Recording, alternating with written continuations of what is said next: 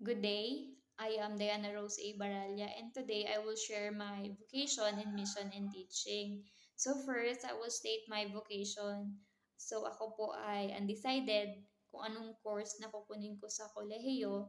At isa po sa choices ko, yung Bachelor of Secondary Education, major in Filipino. But then, my family and relatives, nag-advise po sila na mas maganda daw pong kunin kong major is yung English kasi mas accessible daw po ito pagdating ng panahon.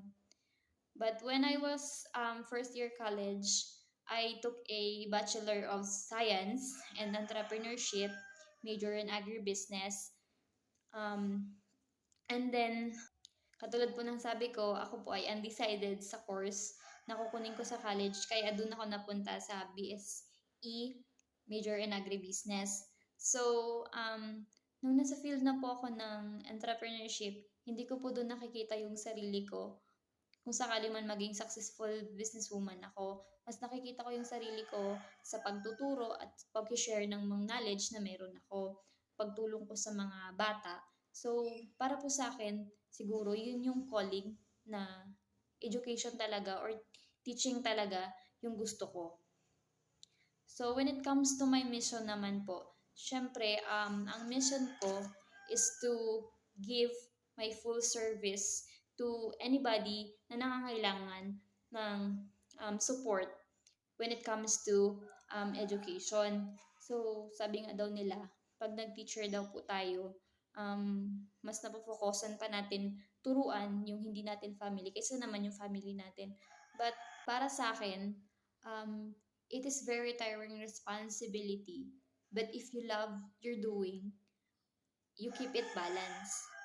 So my mission is to provide an education for those people na gustong makapag-aral pero hindi nila kayang mag-aral o hindi nila kayang sustentuhan yung sarili nila kasi mas inuuna nila yung pamilya nila. Para sa akin, nakaka-inspire yung ganong story. That is why mas mas gusto kong magturo kasi nga mas maraming nangangailangan ng education. Kahit nasabihin naman natin dito sa Pilipinas na free nga yung education, may public school, pero hindi naman lahat afford yung pag-aaral kasi nga hindi lang naman porket sa public school ka, free yung education, makakapag-aral ka. Kasi kailangan din natin ng support or kailangan natin ng financial support. And nung nag-start na po akong aral ng education or tinuloy ko din education ko, mas na-realize ko na mas gusto ko pala dito sa education, mas gusto ko pala magturo, and mas gusto ko palang i-share yung knowledge and learnings na meron ako.